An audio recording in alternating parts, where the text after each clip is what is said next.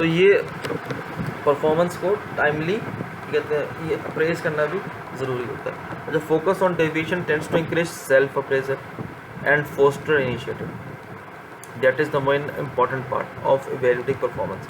क्या आप अगर फोकस करेंगे ना क्रिएटिविटी और इनोवेशन, तो अगर आप देखते हैं कि हाँ वो आपके प्रोसेसेस में बहुत इंपॉर्टेंट है, तो उससे आपकी इनिशिएटिव मज़ीद इंक्रेज होती है, आप अपने सेल्फ अप्रेज होते हैं और सेल्फ कंट्रोल होते हैं। तो सवाल बेटा यहाँ तक कोई सवाल देख लेना चैट बॉक्स में, इज एनी क्वेश्चन? हाँ जी, कोई क्वेश्चन है या आगे चलो? तो 10 से 15 मिनट में 10 मिनट और रह गए हमारे क्लास को एंड होने में। ये मेरी लैपटॉप की घड़ी जो है वो 15 मिनट आगे है, 37 हो रहे हैं ना हमारे पास, 8 मिनट रह गए। तो करेक्टिंग परफॉर्मेंस में क्या है भाई, करेक्टिफाई करें, इम्प्रूव करें, ऑब्वियसली फीडबैक्स लें आप, जो चीज़ें रिक्वायर्ड हैं उनको मज़ीद इन्हांस करें और जो अनरिक्वायरमेंट चीज़ें उनको आप डिक्रीज़ करें, उनको आप जो है वो उनको रिमूव करें वहाँ से, क्या कहते हैं, स्टैंडर्ड्स के साथ। अच्छा, रीज़न्स फॉर परफॉर्मेंस डेफिशिएंसी, मैं ज़्यादा जल्दी स्लाइड को इसलिए मैंने बढ़ा दिया कि मुझे ये चीज़ आज के लेक्चर में ज़रूर डिस्कस करनी है कि परफॉर्मेंस डेफिशिएंसीज़ के रीज़न्स क्या हैं। पहला सबसे बड़ा रीज़न है कि डोंट नो, दूसरा रीज़न है कांट डू, तीसरा रीज़न है कैन डोंट केयर।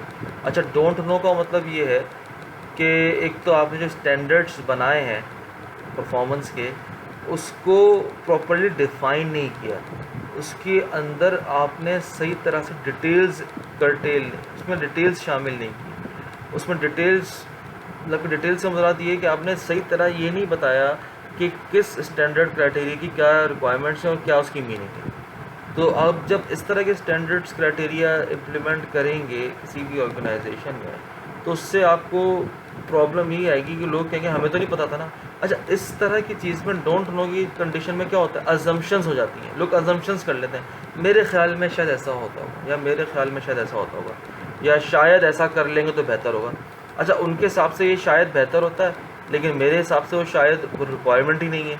तो अब देखें ना, ये थोड़ी सी कन्फ्यूजन की स्टेट आ गई, फिर यहाँ पे क्लैश स्टार्ट होता है डोंट नो कंडीशन से। फिर आप यहाँ पर फीडबैक भी नहीं दे पाएंगे सही तरीके से, सही।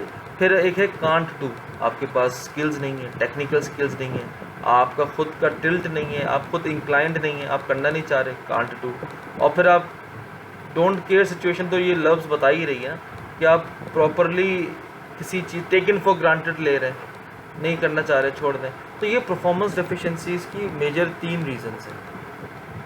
और हमारे पास कंस्ट्रक्टिव क्रिटिसिज्म, ये थोड़ा सा टॉपिक्स हैं जो सॉफ्ट पार्ट को हिट कर रहे हैं कि नेगेटिव फीडबैक को भी आप देखें, सोचें, समझें, पढ़ें कि लोग क्या कह रहे हैं, कि ज़्यादा ऐसा ना हो कि उन किसी की इज़्ज़त नफ्स मजरूह करें, लेकिन नेगेटिव फीडबैक देना भी ज़रूरी होता है और उसको एवेल्यूएट करना भी बहुत ज़रूरी होता है। नेगेटिव फीडबैक आप ना दें, लेकिन अगर कोई आपको दे रहा है तो उसको एवेल्यूएट ज़रूर करें। और फिर सिर्फ पर्सनैलिटी से फोकस ना करें, आप उस जो वो बात कर रहा है उस पर फोकस करें, और उसके रिजल्ट्स और आउटकम पे कितना इफेक्ट आ रहा है इस पर फोकस करें।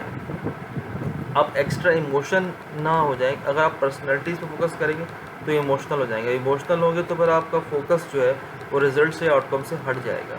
और फिर आप एक ऐसा एटीट्यूड क्रिएट करें जिसमें थ्रेट ना हो, जिस धमकी ना दे रहे हो, थोड़ा सा मदद करें, टीम वर्क या टीम एनवायरनमेंट को बिल्ड करें।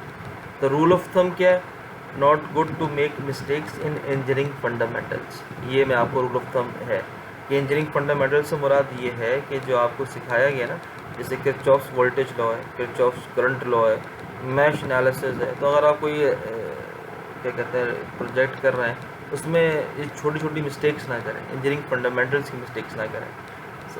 Okay to fail once in a while in a new risky development world, समझ में आई बात। लेकिन बार बार ऐसे प्रोजेक्ट्स में फेल हो रहे हैं जो कि आप पहले भी कर चुके हैं, तो प्लीज़ फिर तो आप देखें कि आप कहाँ प्रॉब्लम में आपको प्रॉब्लम आ रही है। तो ये making the same mistakes again and again, तो इसका मतलब ये है कि यार फिर प्रॉब्लम आपके अंदर ही है, आप प्रॉब्लम को रेक्टिफाई करें। अच्छा जी, ये भी अगेन 5.3 है। अगेन इसके अंदर इसका सोल्यूशन मौजूद है। सवाल पढ़ देता हूँ कि engineering director asks her manager if they have any nominations for promotions from with in their respective departments. The maximum numbers of promotions allowed for the entire division is 2. The nomination must be selective and only for people whose performance has been outstanding. ये लिखा हुआ है. One manager thought his whole team had been outstanding. He recommended all 10 for promotions. He reasoned it is better for the morale of the team that they know that I support all of them fully. If the director now promotes one of the 10 or none at all, they will not feel so bad knowing that at least I have thought them all worthy of being promoted. What should the director do? पहली बात तो director को discourage करना चाहिए कि वे ऐसा ना करें. दूसरा कि सब 10 के 10 को देखिए, इससे ये समझ में आ रहा है कि वो जो हजरत हैं जिन्होंने 10 के 10 को प्रमोशन के लिए रिकमेंड कर दिया, तो हमने वो इंटरनेट पर देखते हैं ना, if you want to make everyone happy then sell ice cream, sell कह रहा हूँ, सॉरी गलत प्रोनाउंसिएशन हो, सेल आइसक्रीम. अगर आप सबको खुश करना चाहें तो फिर आइसक्रीम बेचें. आप आइसक्रीम बेचने वाले से हर कोई खुश होता है. तो ऐसा नहीं है, आपको क्रिटिसाइज़ भी करना पड़ता है, आपको परफॉर्मेंस मैट्रिसेस भी बनाने पड़ते हैं. तो हर किसी का A+ आ जाए ऐसा हो नहीं सकता. किसी का A+ आएगा, किसी का B+ आएगा, किसी का C+ आएगा. इट ऑल डिपेंड्स कि किसने कैसा काम किया.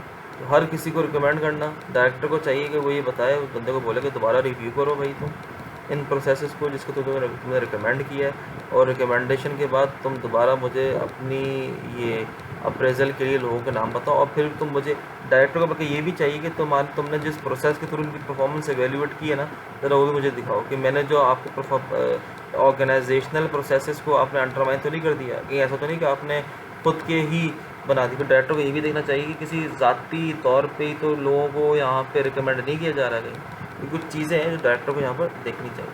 तो खैर, यहाँ पर हम चैप्टर को एंड करते हैं, रिकॉर्डिंग भी एंड करते हैं.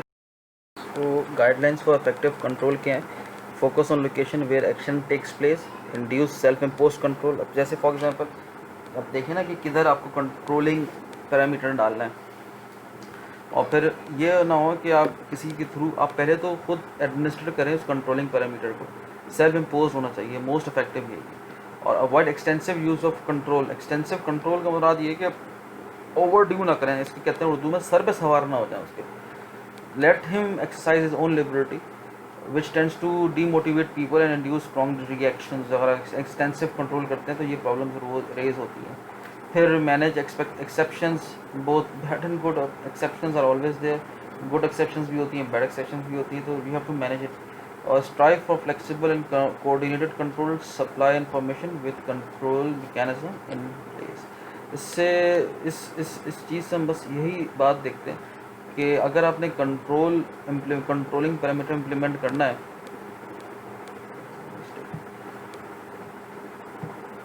अगर आपने कंट्रोलिंग पैरामीटर इम्प्लीमेंट करना है तो पहले तो आप खुद इंड्यूस करें इसको, फिर सेल्फ इम्पोज कंट्रोल इंड्यूस करें. सबसे इम्पोर्टेंट ये है कि ओवर ड्यू ना करें. एक्सेसिव कंट्रोलिंग एनवायरनमेंट जो है ना, किसी की भी क्या कहते हैं इज़्ज़त नफ्स को मजरू ना किया जाए. That is the most important thing. Self जिसे कहते हैं ना, आप उसको क्या कहना चाहिए, इज़्ज़त नफ्स को मजरू ना किया जाए. किसी की भी जो भी उनकी सेल्फ एस्टीम्ड है ना, उसको नुकसान ना पहुँचाए. इस तरह से अगर करेंगे तो मोरल बहुत जल्दी डिक्रीज होता है किसी भी एम्प्लॉय का. स्पेसिफिक कंट्रोलिंग टारगेट्स क्या हैं? एक तो मैनेजेरियल टाइम है, पर्सनल का है, बिजनेस रिलेशनशिप है, प्रोजेक्ट नॉलेज है. यानी ये टाइम, पर्सनल, बिजनेस, इनको करना और ये आपको आउटपुट करके देती है. अब मैनेजमेंट टाइम का important task often arrives eight unpredictable times. ये तो बड़ी, इस पर हमने बात की थी जब ऑर्गेनाइजिंग की बात हम कर रहे थे और लीडिंग की बात कर रहे थे, प्लानिंग की हम बात करें, इसी पॉइंट पे तो फोकस किया हमने पिछले चैप्टर्स के ऊपर. और trivial task often take as a disproportionality large amount of time.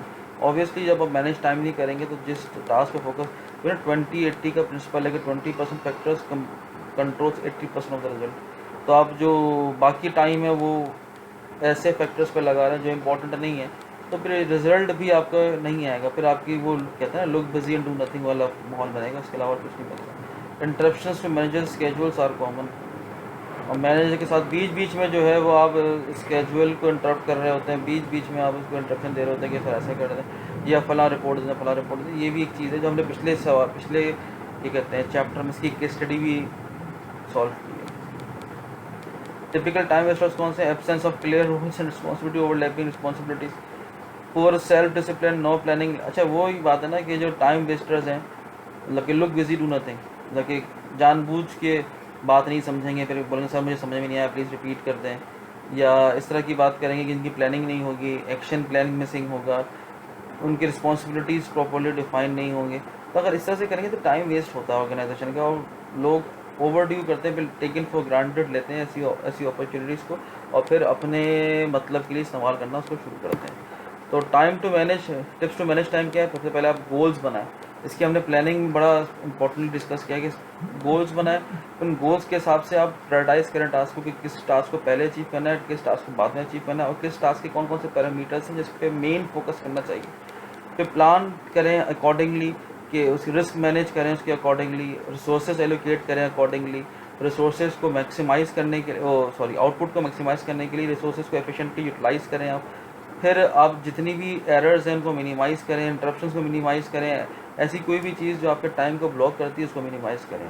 और जो भी आपके पास एक कुशन है, जो कि आपने फ्लेक्सिबल रखी हैं चीज़ें कि हाँ चलो ये टाइम ऐसा है कि जो मैं इसको अपने लिए रखूँगा, ताकि कोई भी एक्स्ट्रा एडिशनल टाइम चाहिए तो मैं यहाँ से निकालूंगा, उसको भी आप यूटिलाइज़ करने की कोशिश करें प्रॉपर्ली। और हर चीज़ की आप रिपोर्टिंग करते जाएं। ये ना हो कि आप काम कर रहे हैं और बगैर किसी डॉक्यूमेंट क्रिएशन के। ऐसा नहीं है कि इंजीनियर को डॉक्यूमेंट क्रिएशन आनी चाहिए, तो they need to know how to create documents, how to keep reports so that another can read as well. ऐसा ना हो कि बाद में आपको खुद ही समझ में ना आ रहा हो कि आपने ये डॉक्यूमेंट में लिखा क्या है। तो डॉक्यूमेंट क्रिएशन का सबसे इंपॉर्टेंट टास्क यही है जो कि आप उसको बाइफरकेट कर दें इस तरह से कि आपको समझ में आए कि आप क्या बात पूछना चाह रहे हो, क्या बात पूछना नहीं चाह रहे हो, क्या बात डॉक्यूमेंट करना चाह रहे हो। Time saving tips for engineering managers क्या है? वो set goals way write specific measurable outcomes, इसको स्मार्ट कहते हैं। Specific, measurable, achievable, realistic and timely.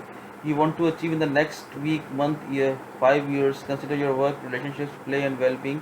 ये आपके लिए थोड़े से टिप्स दिए हैं टाइम सेविंग की जो इंजीनियरिंग मैनेजर इस्तेमाल कर सकता है। कि categorise all of your to do ideas according to which goal each serves estimate. अच्छा, ये खास तौर से हम इन सब चीज़ों की बात क्रिएट कर चुके हैं। मैं बस ये कॉमन क्लस्टर की बात कर लूँ कि do similar task in the same time block. यानी हम बाज़ वक़्त ये करते हैं सिमिलर टास्क को अलग अलग रख देते हैं, फिर बार बार वो सिमिलर टास्क कर रहे होते हैं। जो रूटीन के टास्क हैं उनको कोशिश करें कि एक साथ इस तरह से कर लें कि एक साथ सारे काम हो जाए। देखिए आप ऐसे बहुत सारे काम ऐसे होते हैं कि जो आप एक साथ कर सकते हैं, जो आप पैरेलल प्रोसेसिंग के थ्रू कर सकते हैं, अपने मैनेज कर सकते हैं। तो ज़रा उनको मैनेज करके पैरेलल प्रोसेसिंग के थ्रू गुजार दें ताकि आपको टाइम जो है वो वेस्ट ना हो, टाइम बच जाए आपका। और ऐसा करें कि अपने साथ टूल्स ज़रूर रखें जो आपके क्या कहते हैं। फिर हम लोग चेक लिस्ट नहीं बनाते कि हाँ ये काम कर लिया फला। आप हर दिन की एक चेक लिस्ट बनाएं कि आज के दिन क्या काम करना है मुझे, और फिर हर चीज़ को दिखा समझा ऐसी जगह पर रखें जहाँ से आपको फैच करना आसान हो। ये अपनी खुद की पर्सनल ऑर्गेनाइजिंग भी करें, डेस्क की ऑर्गेनाइजिंग करें, वर्क प्लेस की ऑर्गेनाइज करें, ताकि आपको जब चीज़ कोई डॉक्यूमेंट रिक्वायर हो तो आप उसको आसानी से आपको अवेलेबल भी हो। डेलीनेट टाइम है, फिर उसके बाद ये सब चीज़ें हमने कर चुके हैं। बात रिड्यूस पैनिक की हमने बात की थी, टेक द 1 minute टेस्ट। तो ये चीज़ें हैं जिसको आप पढ़ें देखें। ये मैंने नीचे उसका जो है वो स्लाइड्स के अंदर रेफरेंस भी कोट किया हुआ है जहाँ से ये चीज़ें कोट की गई हैं, तो you can read it by yourself. These are self explanatory. इसमें कुछ चीज़ें ऐसी नहीं है जो मुबहम हो। तो देखिए इसको रिड्यूस पैनिक की यहाँ तक बात है कि handle what worries you the most, ask yourself will this matter seem urgent 10 years from now. तो इससे क्या होता है कि पैनिक थोड़ा रिड्यूस होता है, एंग्जाइटी अपनी अंदर से रिड्यूस करें। इमोशनल इंटेलिजेंस ज़रूर लेकर आए इंजीनियरिंग मैनेजमेंट का जो मेन फोकस है इमोशनल इंटेलिजेंस है। अब कंट्रोल ऑफ पर्सनल की जो हम बात कर रहे थे, देखें ना यहाँ पर अमाउंट ऑफ सुपरविजन जो है वो इस तरफ यहाँ पर 0 है और यहाँ पर कम है, और यहाँ पर अमाउंट ऑफ सुपरविजन डिक्रीज़ हो रहा है। अमाउंट ऑफ सुपरविजन यहाँ पर डिक्रीज़ हो रहा है तो प्रोडक्टिविटी यहाँ पर इंक्रीज़ हो रही है। लेकिन जैसे जैसे अमाउंट ऑफ सुपरविजन ज़्यादा कर रहे हैं तो प्रोडक्टिविटी डिक्रीज़ है। ये कौन से लोग हैं? जो हाईली स्किल्ड लोग हैं। और जो लो स्किल्ड लोग हैं इनके साथ जो कर्व है वो देखें स्टीप, यहाँ पर स्टीप डिक्रीमेंट है कि नहीं। जैसे जैसे हाईली स्किल्ड लोग वो लोग होते हैं जो अपनी रिस्पॉन्सिबिलिटी समझते हैं, जिनको पता होता है कि हमें किस तरह से अप्लाई करना है, हमसे क्या तवक्कुआत रखी गई हैं, क्या एक्सपेक्टेशंस रखी गई हैं, कौन कौन से स्टैंडर्ड्स की रिक्वायरमेंट्स हमसे रखी जाती हैं। तो हाईली स्किल्ड लोगों को ज़्यादा सुपरवाइज़ करने की ज़रूरत नहीं होती। अगर आप एक्सेसिव सुपरवाइजेशन करेंगे हाईली स्किल्ड लोगों की तो वो प्रॉब्लम में आ सकते हैं। जैसे आपके हाई लेवल मैनेजर्स होते हैं उनको हाईली जो है उतना ज़्यादा सुपरवाइज, हाँ जो लो लेवल के लोग होते हैं जो लो लेवल से बाद लो स्किल्ड पर्सनल्स होते हैं उनको हाई सुपरविजन की ज़रूरत होती है, ताकि उनकी हाई सुपरविजन पे ही उनकी आउटपुट मैक्सिमम निकलती है। इट ऑल डिपेंड्स कि आप लो लेवल स्किल्स किसको कहते हैं, हाई लेवल स्किल्स किसको कहते हैं। कोई ऑर्गेनाइजेशन किसी पर्टिकुलर ट्रेड के लिए वही स्किल लो लेवल का होता है, लेकिन अगली ऑर्गेनाइजेशन के लिए वही स्किल जो है हाई स्किल कहला सकते हैं। फॉर एग्जाम्पल इंजीनियरिंग ऑर्गेनाइजेशंस के लिए इंजीनियरिंग स्किल्स हाई स्किल्स हैं, लेकिन फाइनेंशियल ऑर्गेनाइजेशन के लिए इंजीनियरिंग स्किल्स हाई स्किल्स नहीं है, मीडियम स्किल्स हैं। जैसे बैंक्स के अंदर जो मेजर प्रोडक्ट्स हैं फाइनेंशियल प्रोडक्ट्स होती हैं, तो वहाँ पर जो इंजीनियर्स हायर किए जाते हैं, जो कम्युनिकेशन इंजीनियर्स होते हैं, वो उनके स्किल्स इंपॉर्टेंट हैं, लेकिन एक फाइनेंशियल बैंकर जितने इंपॉर्टेंट नहीं है। तो इट ऑल डिपेंड्स कि आप कौन सी ऑर्गेनाइजेशन में सर्व कर रहे हैं, वहाँ पर आपकी स्किल्स को इंगेज कैसे किया जाता है कि आप उसको हाई लेवल समझें या लो लेवल समझें। तो स्किल फॉर मैनेजिंग प्रोजेक्ट्स के ऑर्गेनाइजेशनल प्लानिंग, इसकी हमने पूरी डिटेल में डिस्कस की है। ड्राइव एनर्जी, गोल ओरिएंटेशन, तो उसको आप देख लीजिएगा, समरी है, तो उसको रीड कर लें। Thank you for listening to the chapter. जो भी क्वेश्चन हो व्हाट्सएप पर जरूर पूछिए। अस्सलाम वालेकुम रहमतुल्लाहि व बरकातुहू।